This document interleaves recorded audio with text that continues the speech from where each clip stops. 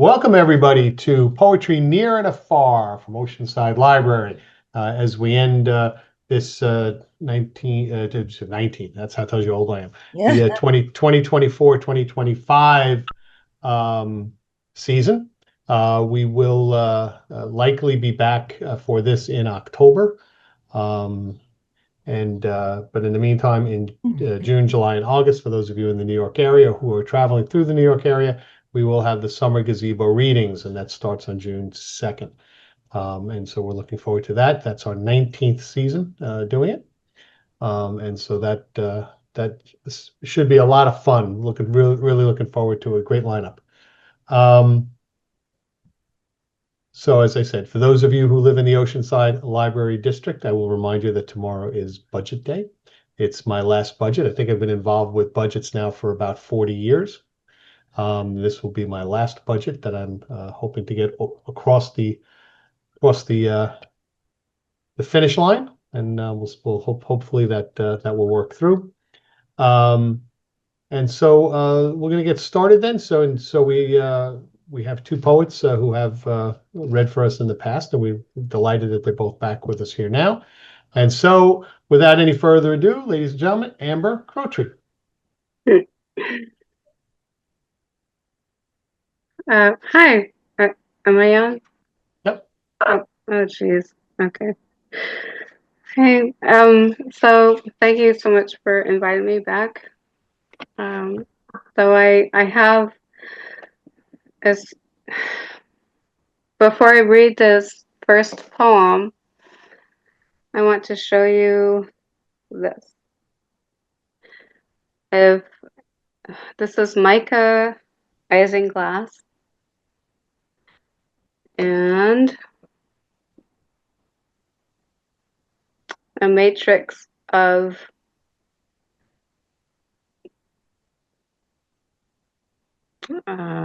quartz, isinglass, feldspar, etc.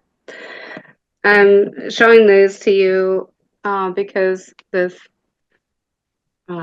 poem is all about these beautiful rocks where I currently live. So, which is in New Hampshire. I feel like I'm okay.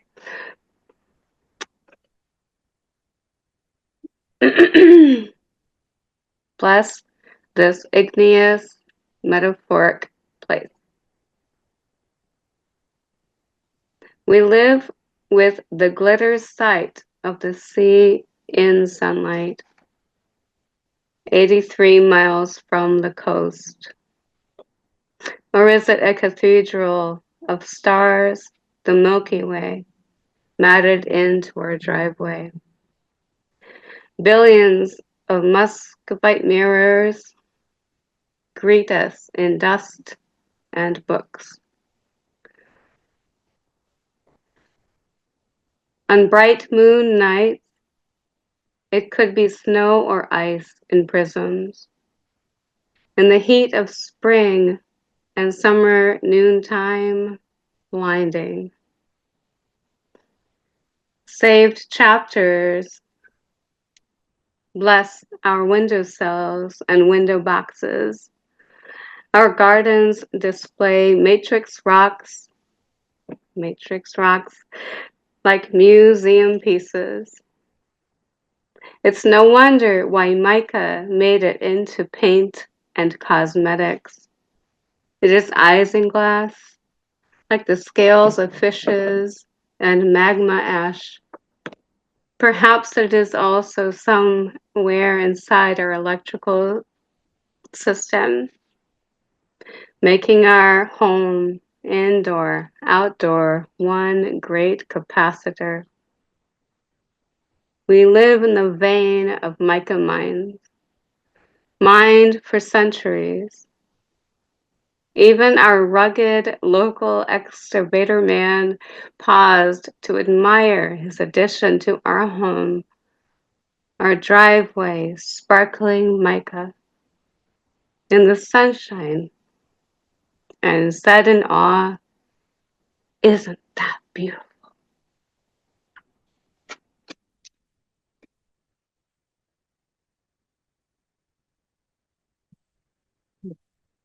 So my next poem is, yes, I grew up on the coast of Maine, and I miss it very much, and I visit whenever I can. So this poem is titled Landlocked Mermaid. Does that look okay? 111 miles inland, as if through an invisible or specter conch shell, the sea often whispers to me. Voices crawl the shore, turning the tiny shells under as they snap closed against the pressure. Yet here I wake to the wind and the pines, their swaying improvises nautical waves. My legs feel not human, but aquatic, whole, cool and aching to muscle in the sea. I love the forest ferns that grow around me, but I must also touch the seaweeds. The ocean takes no excuses. My beckoning's reckoning. The pine trees know I will leave and return as sure as navigation by the stars endures.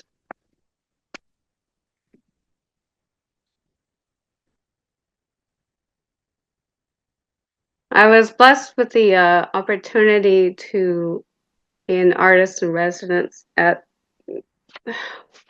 sorry, at Appledore Island at the Shoals Marine Laboratory a couple of summers ago. Yeah, at the Shoals Marine Laboratory at Appledore, it is really a home for gulls, seagulls, what we call seagulls. So I had a I had a I had a skylight in my window in my apartment, and I saw gulls at like 4 o'clock, 2 o'clock in the morning.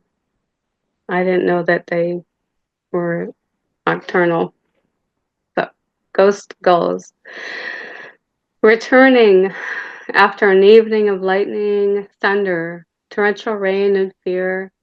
Gulls of pure white sail the 4 a.m. skies. Their cries could wake the dead. A lone boat travels with great purpose. Mid-sea, its brilliant star-like navigational light streaks the dark waters. An entity itself, not expecting my company. A nearby buoy gongs its lonesome warning song as the sky reveals blue and pink promises through the gaps of departing storm clouds. The smaller birds begin their chatter, putting to rest the ghost gulls until the next nautical storm brews.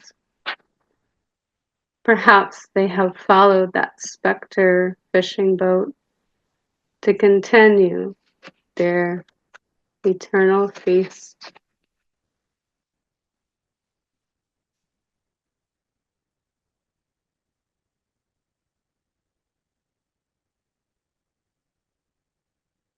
Let's see.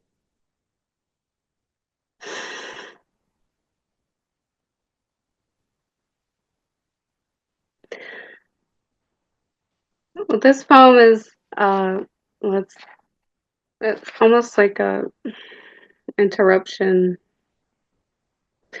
I wrote this poem at age 15, but it stuck with me for a long time. So I finally sent it out into the world, and if anyone's heard of The Shore, it's an online magazine. It's an awesome magazine. So they published it last year. It's titled Conditions of a Dark Room. And dark room meaning like photos, yeah. Cameraman, why do you hide inside your black and white eye, behind your tombstone images, beyond the focus of night? You reek of color. It sticks like pollen that you've shrunken into your lens. You convinced me the only color is red, that I am the reason you return. But why do you bring me flowers in halves? Trees are not trees, but bark without bodies. Our visitors are not whole people. Hands, mouths, ears, and shadows. You'll pour them, deliver, fix, and stop. They'll drink till they go drunk. Then you'll hang each one by clothespins on that aging string to dry. You'll leave me in the red dark with them, alone to the sick sound of their dripping.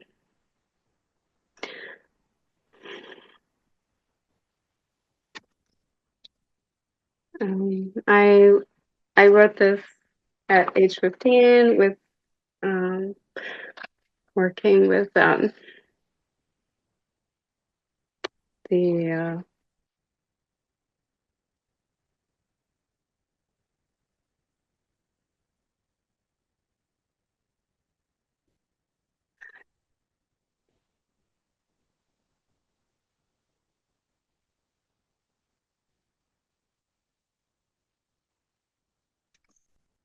photography.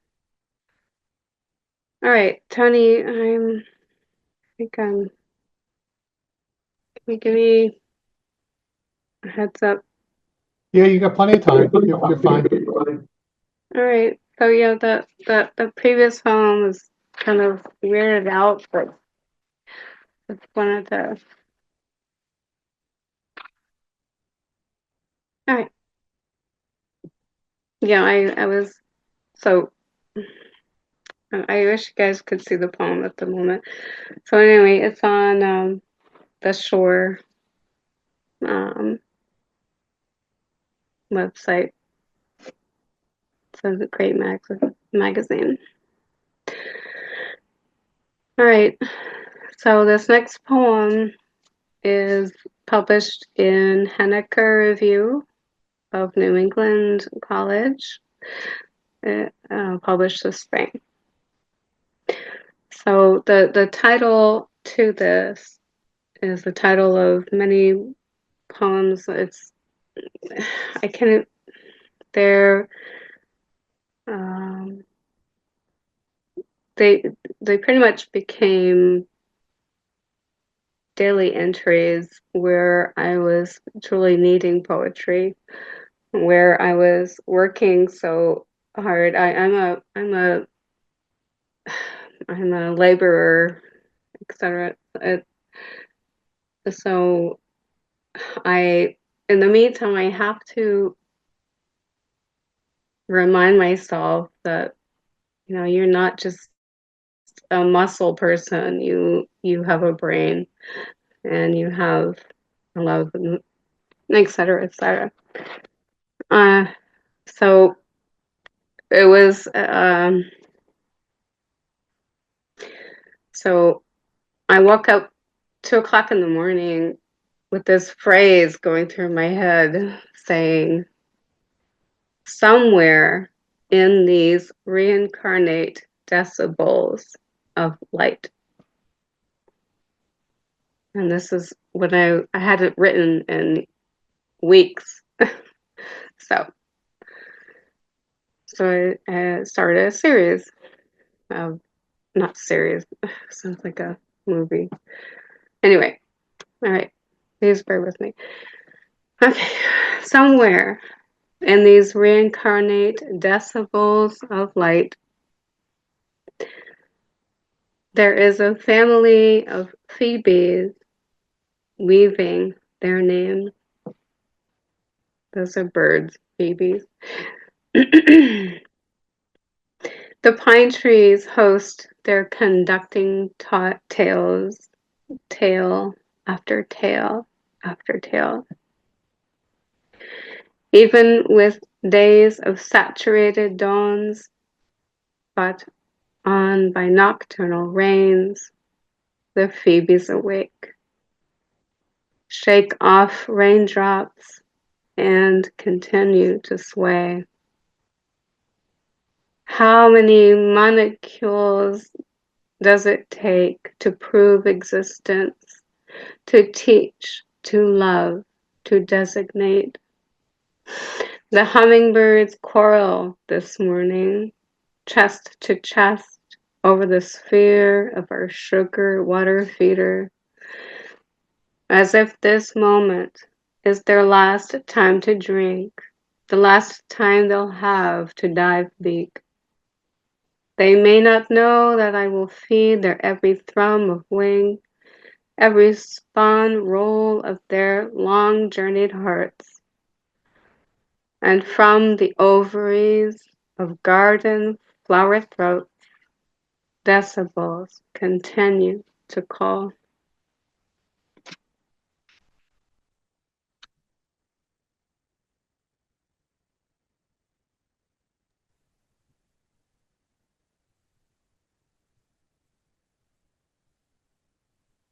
Okay, how am I doing, Tony? I'm sorry, Emma. How much? You got a couple of minutes more. Okay, let's see. All right. In closing, I will read Dendrology of Poetry. That's the title.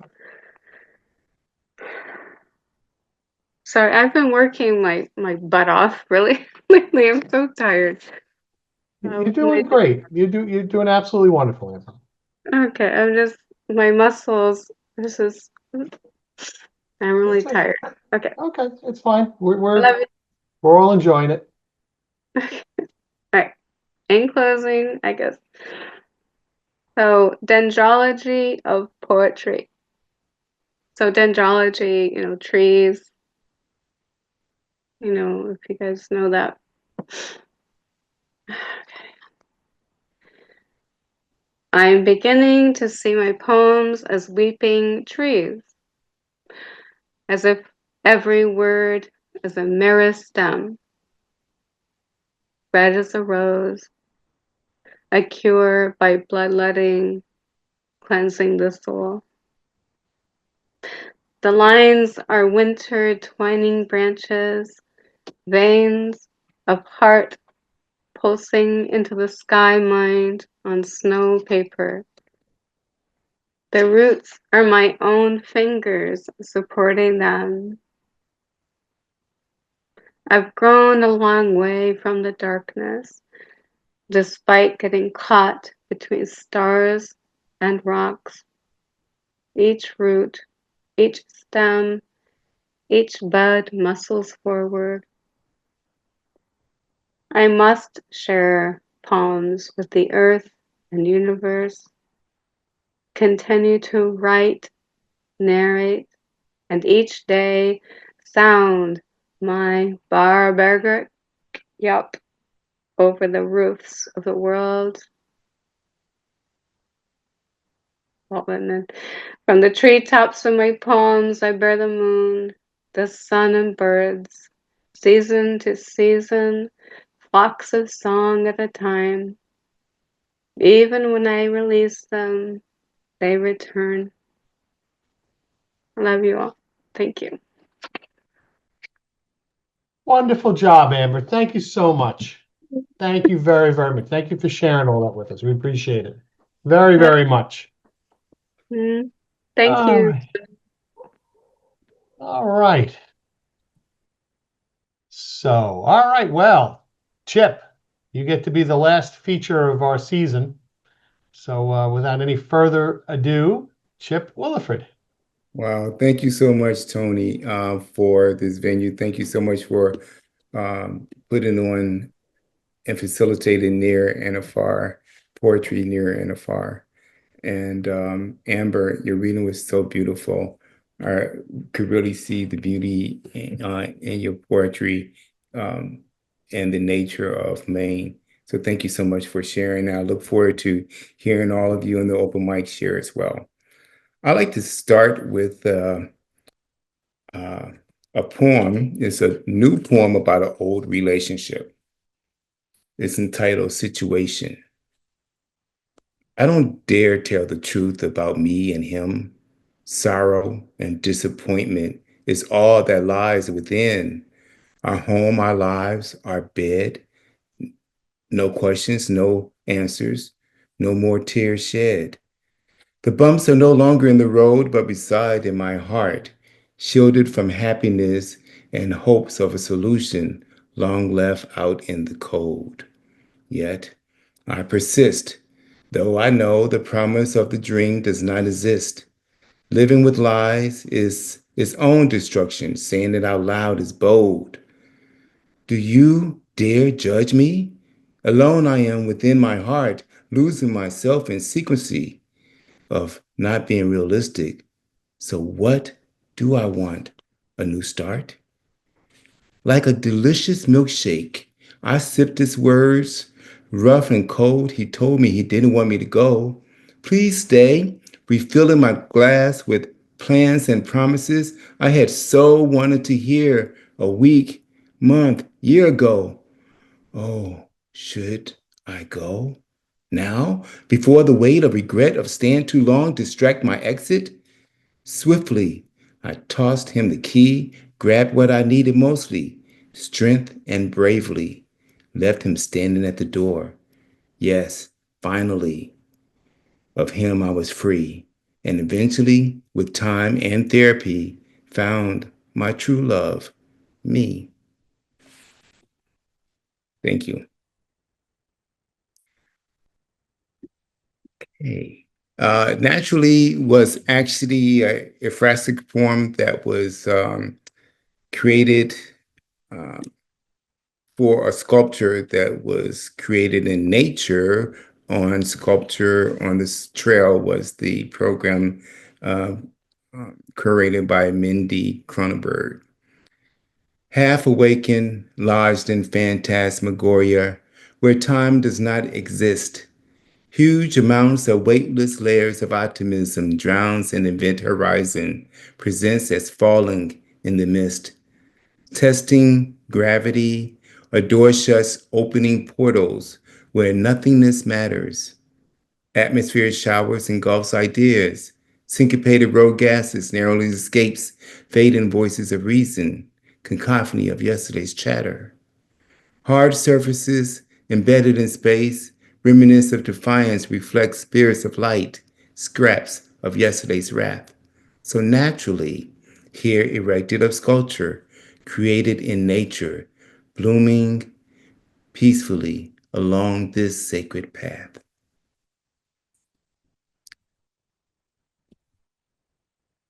Tick tock, what of our lives would we make if only we knew how many breaths we had left to take? With each tick of the clock we survive is another tick. We should rejoice for being alive. If we knew how many breaths we had left to take, of what of our lives and our legacy would we make? To love, to give, and to share the light, to embrace another chance to make things right.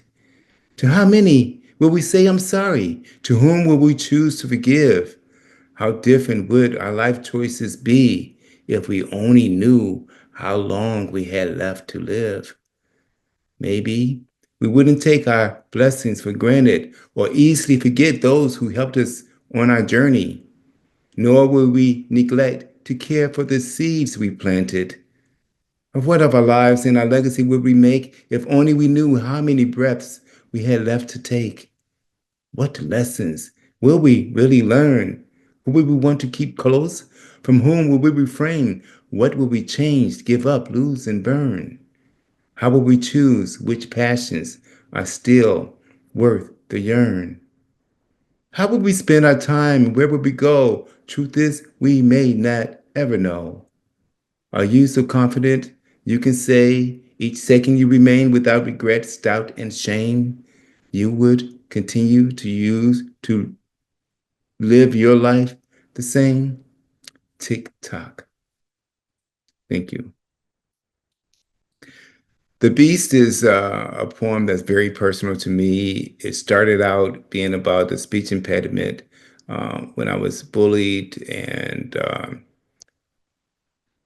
every time I would say a sentence correctly, I could breathe, but I never knew when that would actually happen.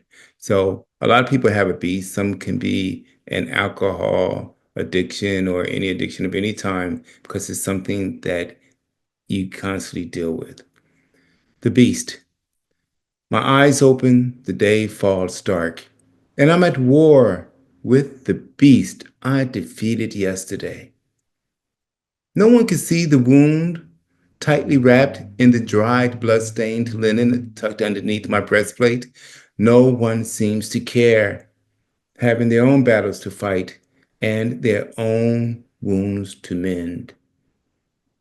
From the muddy depths, I lifted my head and my sword towards the heavens. With the mighty strength of the gods, cutting the belly of the beast, merely wounding the beast, with the mighty strength of the gods, I began swinging, cutting the belly of the beast, merely wounding them before they retreat. Yes, I know, another round is imminent.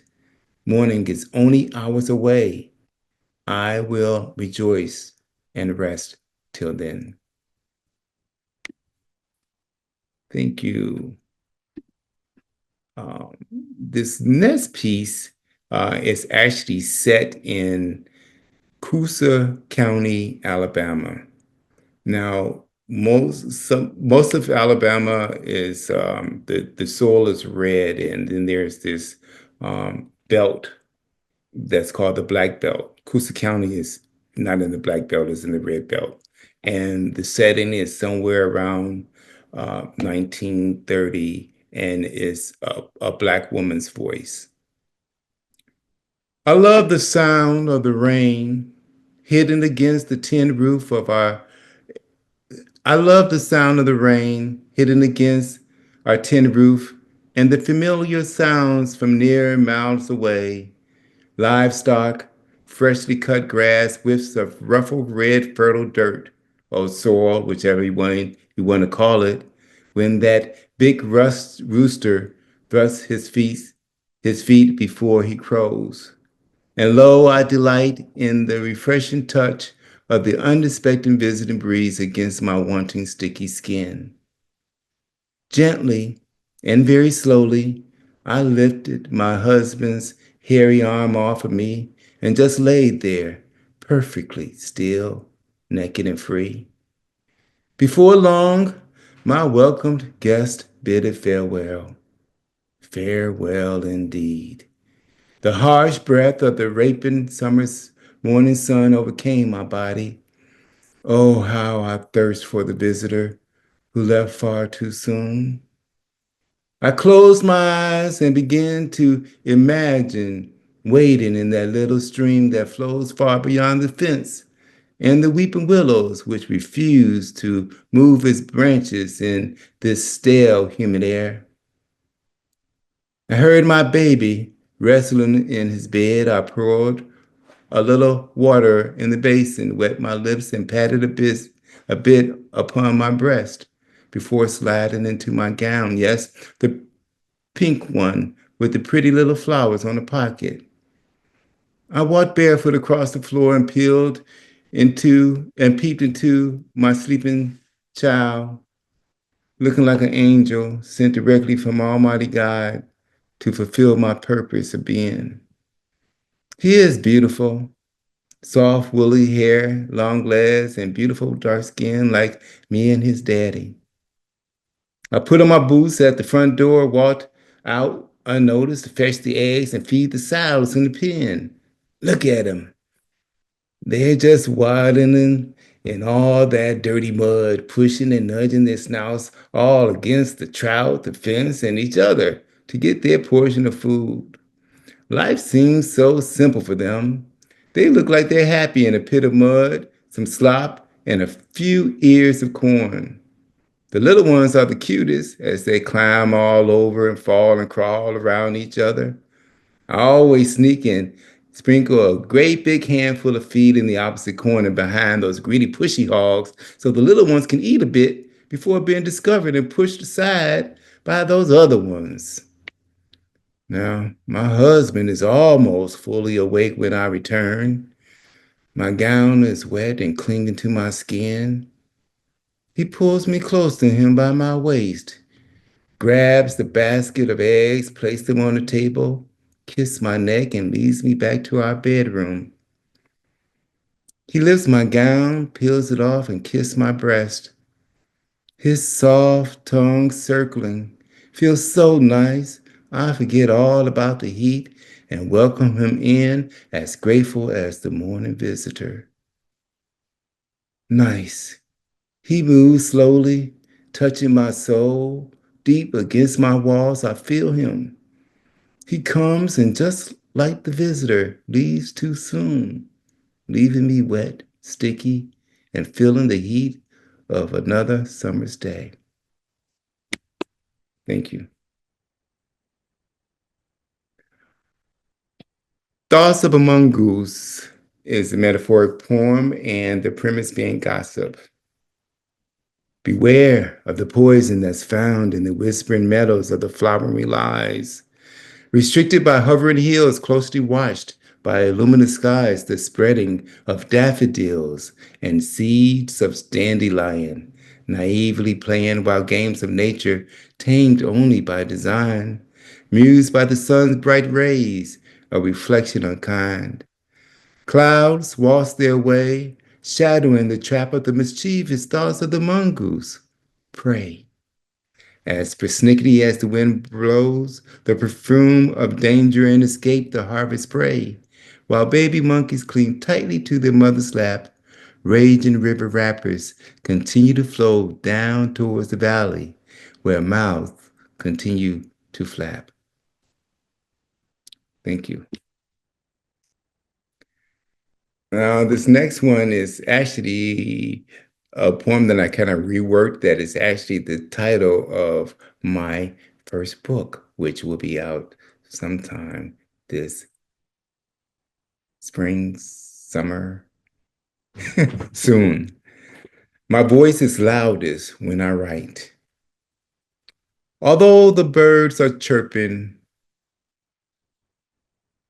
I can only hear the silence very loudly. Looking blindly within myself, random thoughts ran rapidly through my mind. I stare at the motionless ocean of words I could never say, the quandary of how complicated my simple life came to be without you here with me. I know I was leaning on the edge of a futureless past. I was stuck, still, with only a mustard seed's weight of hope for tomorrow. Without stumbling through each day, I searched for answers to questions. For peace of mind, I prayed. Tap, tap, tap, tap. I heard chirping birds singing praises of a life without a care. My love was dead. I was devastated. I was furious. The day went on, and I was alone, overwhelmed with pain.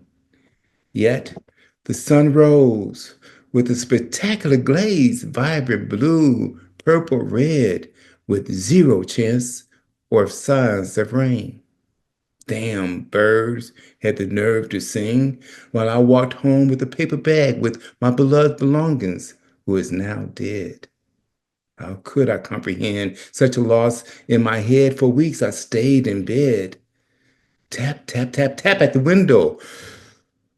Two birds did I see, annoyed at first. After a while, I watched astutely, cheerfully did they play, then swiftly flew away.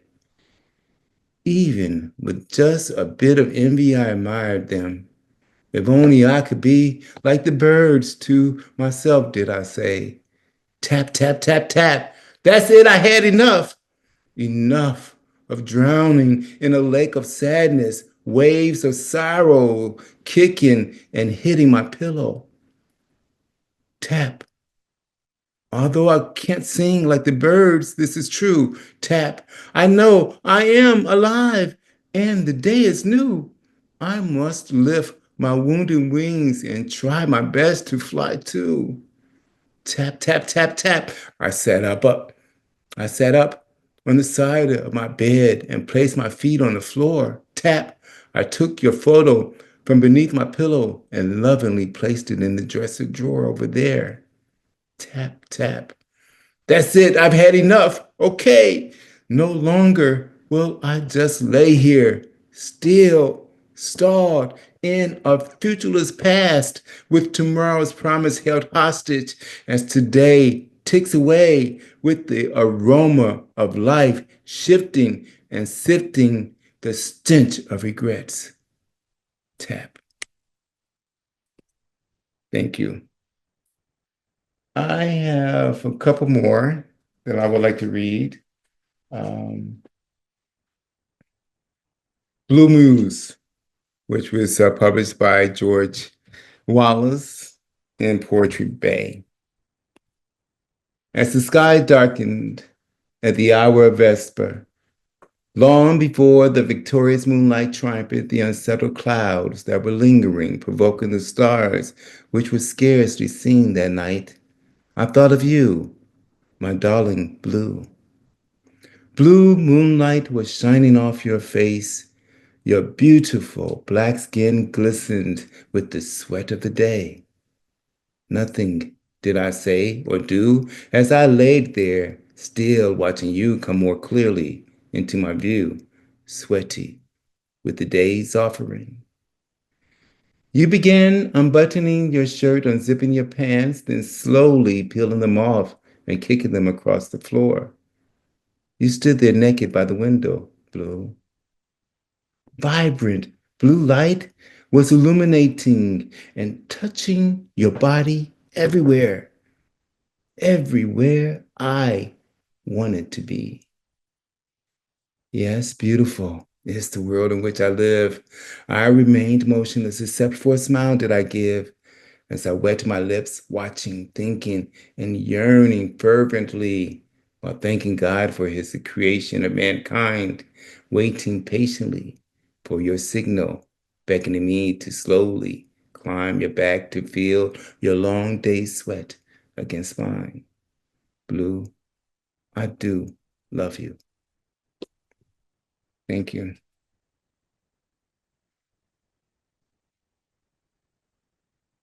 Oh, this is fun. Uncle's last rites. Unexpectedly, there he was, backbent, a good man broken down. Every day, waking instinctively, strapping on weights of silence, full bag of tears, bundle and loads of secrets.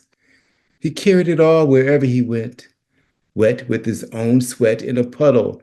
There he stood, still backbent. After seeing his dire reflection, he called out for the priest to be sent.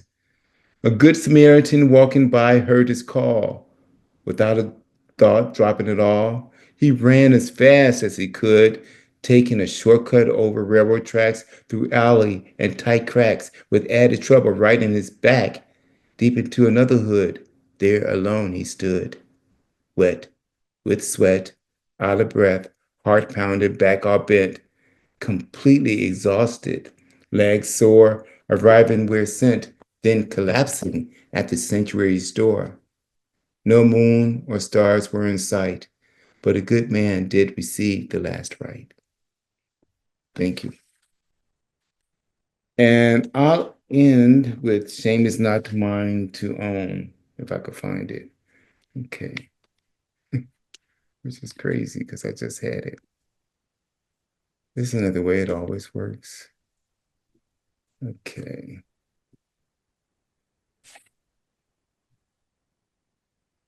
Sorry. Okay. It's okay. I was on a sales call today. Zoom is trying to sell us more product, and the salesperson couldn't get his Zoom account to work. So it Yeah, was so I kind know exactly how he feels. But been that kind of day. before I read this, I would like to invite you to Poetry Street on the last Saturday of this month, which is May 31st. We have Virginia Walker, Uncle Dre, and Benny Cologne. And it's going Oh, to very be nice. an exciting day. So please join us on Zoom. Poetry Street on the Road is our website, and you can click one click from the homepage on the website. Great. Shame is not mine to own, from a child's voice. I was the littlest, the last of five. At the time, I stood silent, quietly in line. On my face, fright for the ages, with a wide-eyed, sidelong stare at my big brother, and a fluttery ache in my belly. Yeah, I stood in that line. I stood there wearing my lucky yellow shirt, wrinkled trimming the sleeves, and bell bottoms, shaking like a leaf inside. Outside, frozen.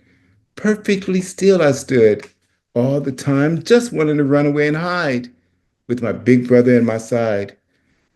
I was 8. And this lineup was the routine when you did something wrong, like not doing your chores or not doing what you're told to do, and especially looking like you kind of want to talk back. Come on, I know our family was not the only one, but really? Is there any reason to hit, whip, beat, or strike a child? Normalizing and perpetuating it as if it were an heirloom. 8 years old I was, lined up from the oldest to the youngest, me. After the speech, delivered almost as long as Sunday sermon, came the beckoning of the hand, pointing out exactly where to stand.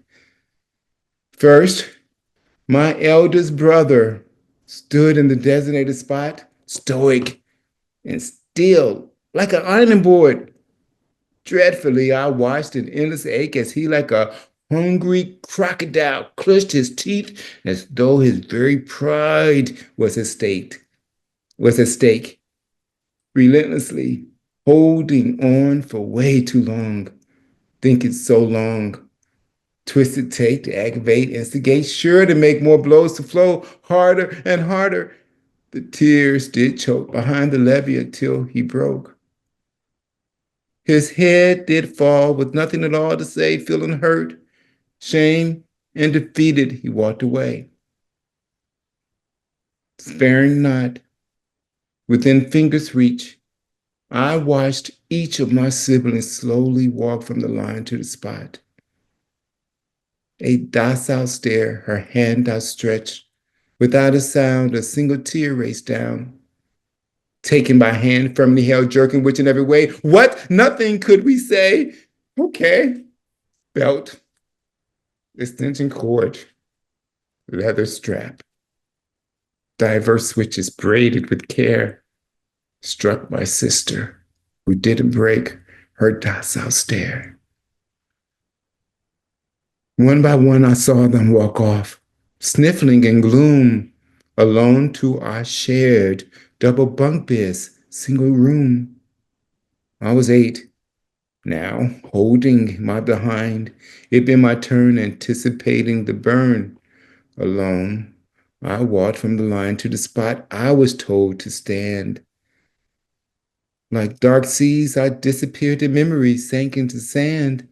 And just like the rest of my siblings, I too slowly extended my hand. Now, regardless of what I've been shown today, I know that shame is not mine to own. Thank you so very much for the Thank you, Chip. opportunity to read tonight. Thank you so much. I look forward to hearing each of you.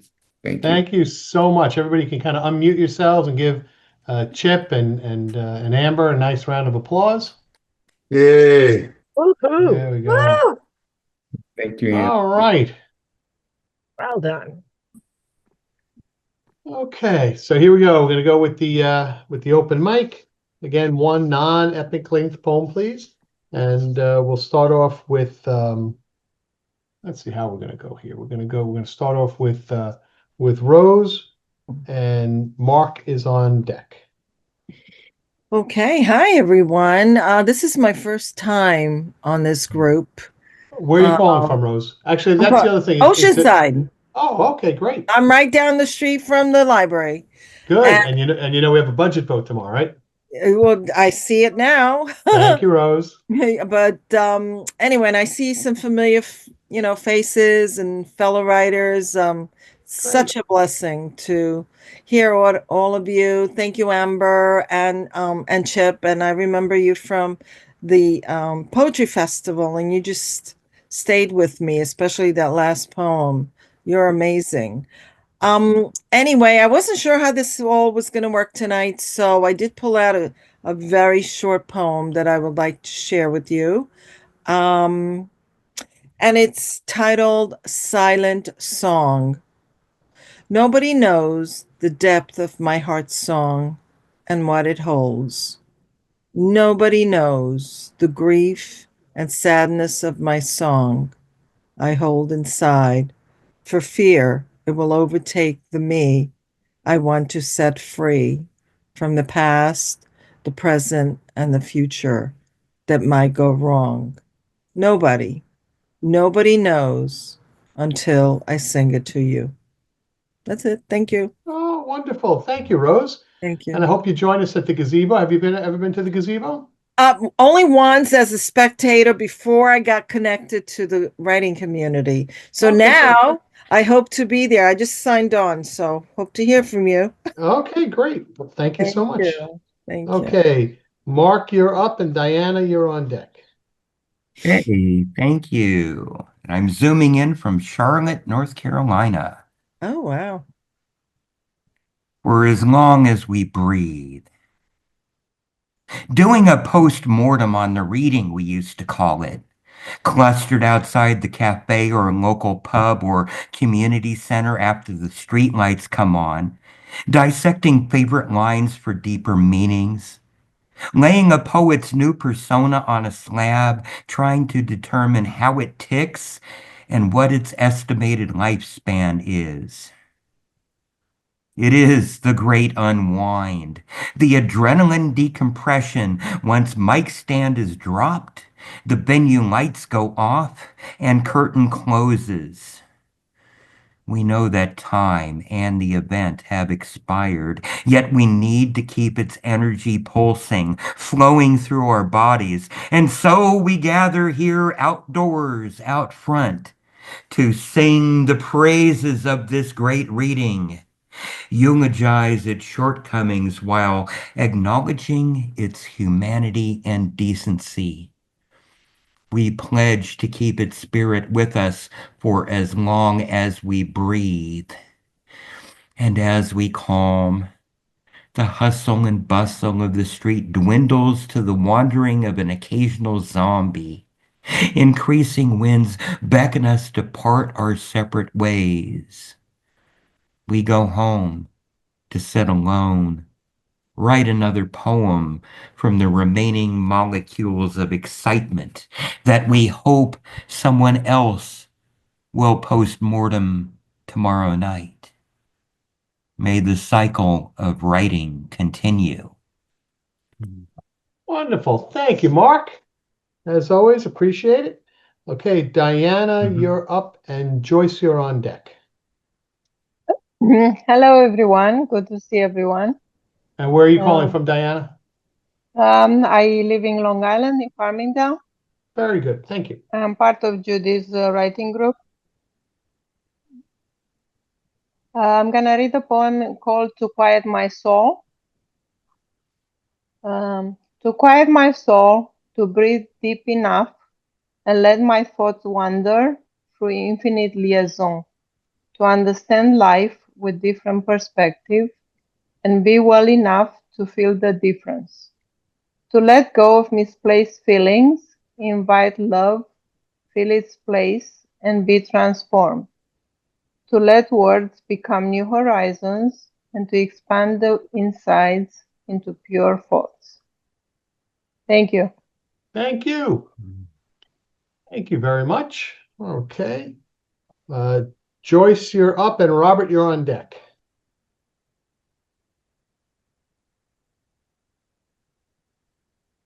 Joyce? Joyce, are you still with us? Okay. Robert, you're up, and Chris, you're on deck. Thank you, Tony. Janis Joplin at Madison Square Garden, December 19th, 1969. We see her, but not really. From standing room only, it's more like standing on the 59th Street Bridge and seeing a pedestrian below on 58th Street. Yes, we see her fuzzy visage on a big screen, not unlike July's lunar landing technology, but big deal. We're not here to watch TV. We hear her belt out cosmic blues, but not really, not with more than 20,000 suburban stoners in cold, cavernous, scream-along rapture. The garden is at once too big and too small for her. Too big because the heat of her heart-stripping blues rock soulfulness needs sweaty intimacy, and too small because soon she'll have burned out like July 5th fireworks, and too few will have seen her dynamic transcendence from waif to artist. Thanks for listening. Thank you, Robert. Thank you very much. Okay, so Chris, you're up, and Marvin, you're on deck. Hello, can anybody hear me? We can all hear you. We're good. Okay, I'm from Baldwin. Petrichor, salt, seethe in my nose, overloading my sinuses, screwing my young face, sand soaked by the quivering waters, tickling between my toes. My 20/60 vision have slowly traced the waves from my salted feet to the wide curve of the ocean that's been apparently blocked by an unusual curve that covered my field of vision. In the distance, the nose and lips both pointed upwards, and a bouquet of roses and marigolds grows from its eye sockets. Minor cracks on its cheeks, although no laugh lines. I've lost control of my limbs as the sunset silhouetted the stone face. A lost wonder wanders. Poem. Thank you, Chris. Very, very good. Thank you. Okay. Marvin, you're up, and Randy, you're on deck. The poem is about a high school student who at the end of the school day is on his way to his poor home. Perhaps he's enriched because in his hand is a copy of Hamlet, which he has been studying in his English class. He walks with Hamlet through subway rumble, where painted songs sing Broadway bards, between Tarrington lights and Tristan drops. Ophelia sways, drugged with loss. She gives away her rosemary and her rue. He walks with Hamlet, the street peeling, potato chip bags, crushed cokes, palm readings, and the thin man bopping, gravity magician. Alas, poor Yorick, Hamlet sees the skull. He walks with Hamlet, the dark hall air full of cats. Under the steps, the man, still sleeping with staring eyes. The babies cry, the babies cry. Ophelia floats away. He walks with Hamlet, his mother nods, father slouches, Jesus watches from the wall. Tomato paste, Beans, beans, supper's done. On the table, Hamlet thrusts. Hamlet falls. Horatio waits. Lights out. The bed groans, bodies full. Hamlet rests. Sirens wail. The babies cry. Smoke curls. The sleeping man stares in cat air. Tomorrow, Macbeth. Thank you, Marvin. Wonderful. Thank you. Thank you. Okay, Randy, you're up, and Nellie, you're on deck. All right.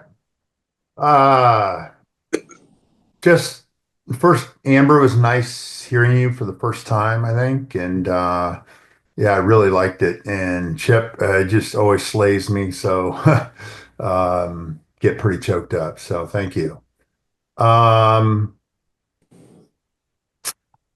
Oh, shoot. Inconceivable. You keep using that word. I do not think it means what you think it means. Inigo Montoya to Vicini, The Princess Bride, 1987. It is inconceivable to me how disinformation has grown. More lies in the last 10 years than in the 70 I've known. Don't think I'm choosing sides. Both parties program well, supplying propaganda, voracious viewers compelled. They've siloed us in factions, employing fear and bait. No longer do they worry, our vote cemented in hate. I can't conceive a world where voters don't see they're used, shrewdly manipulated to skip fact-checking the truth. I lost myself for a year, debating lies obscene. These days, I laugh at myself for inconceivable's king. Poem. Thank you, Randy. Very good. Thank you. Okay. Nellie, you're up, and Dee Dee, you're on deck. Thank you. I'm from the Bay Area, from Oakland, California, living in San Francisco. Welcome, welcome. All right. And this is Angels of Earth. Angels of Earth and agate, silver splinters battling death and swooping, skimming the seas when Chinese warriors Jujin and Dingling, their wings, dive and wash, dine with Owen Dotson and Tilly Olsen, American. Effervescence of words dotting breastplates, dotting their bodies in finery of hungry ghosts of concubines and blacksmiths who galvanize streams and rivers, hawflakes red and glistening in their mouths, teeth for justice against random, against planned killing of children, women, and men, lovers and enemies, moving horsehair and boar brushes, pens, ink, twigs, fingertips.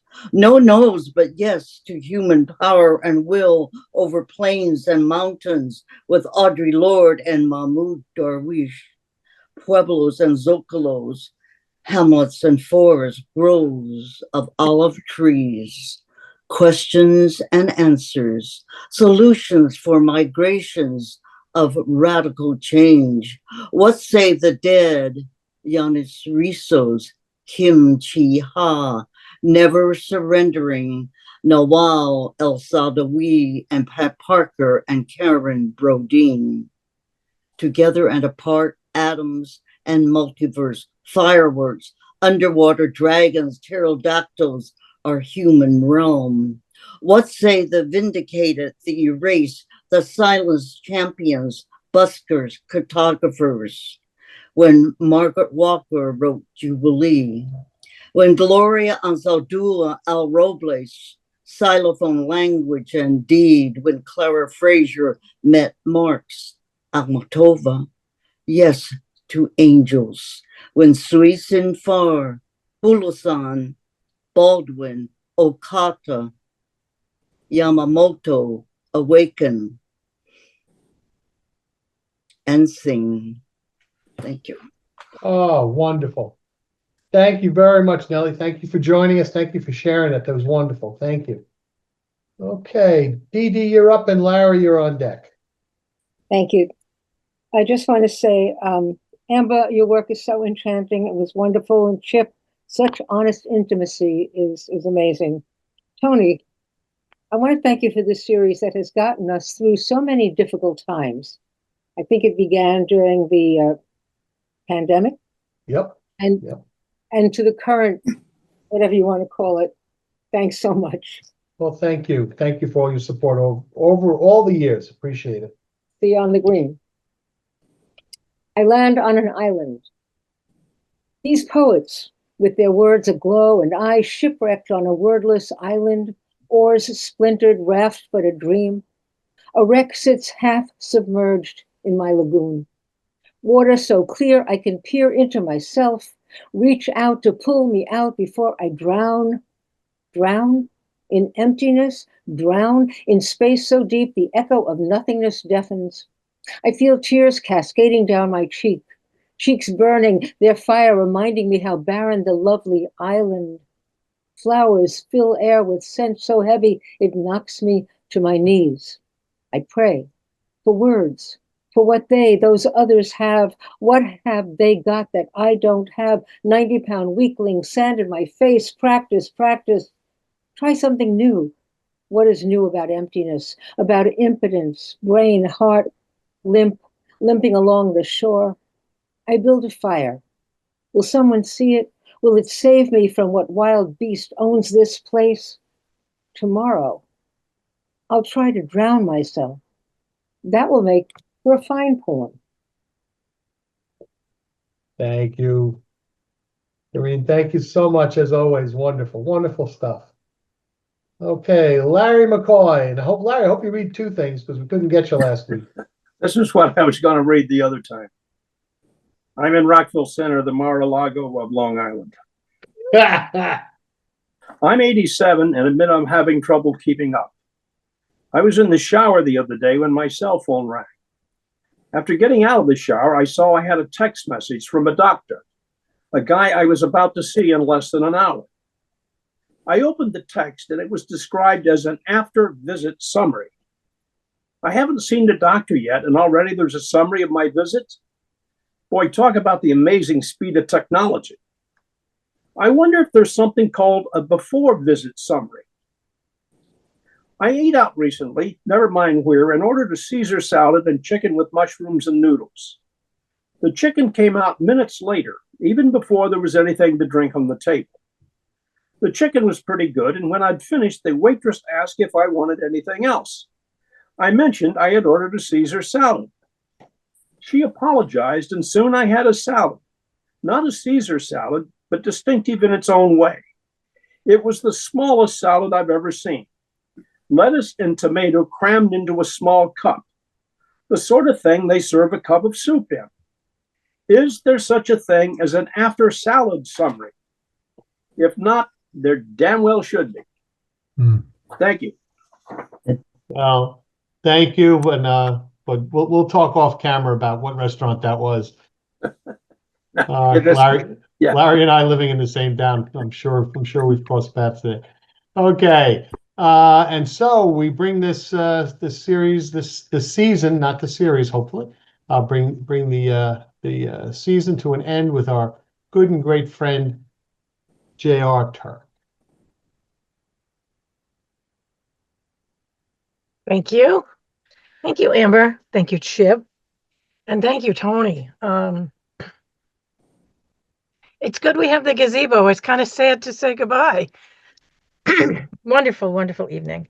And yeah, I hope you'll read something too, Tony. So no intro for this one. Surprise for Chip. There you are, like the dragonfly circling, then landing soft as breath on my hands, wings respite. Like the last rose blooming on Thanksgiving morning, a centerpiece of the garden, a gratifying feast for the eyes. Like a heart's blooming card from a friend that moved 1,000 miles away, thinking of you, miss you. Like a friend knowing I'm awake, doing a 24-hour poetry marathon sends strength and encouragement. XO, XO, XO via text 3:53 a.m. Like an angel checking if I'm okay, still writing, keeping up, doing my thing that's not your thing, you supporting me. Like an angel who calls me an alien angel. And that's so super cool. I love it as much as I love you. Like the next text, quiet brilliance. Next day, text telling me you took 2 naps in my honor and you can't stop smiling. Good night, Mom. Like thanking me for more laugh lines that makes me smile and add more laugh lines to my face, and I thank you. Like the text you sent me, bravo, and turn off your phone when my phone was off and I was at church, still awake. Like my personal challenge of writing 24 poems in 24 hours while hosting Poetry Saturday and again Sunday, and you, my own cheerleader. Like the 36 hours I stayed awake with an earth angel beside me, catching up to achieve my goal, XOXO. XO. Like thinking I need to change the title of this poem. No surprise that you are a treasure in my life. XOXOXO to infinity. Thank you, Chip. Thank Oh my you. God, JR, I love you. All right. Wonderful, wonderful evening, everybody. Thank you very much. Thank you, Robert, for your very kind words in the chat. I appreciate that very much. I want to thank all of you. You've made this very special.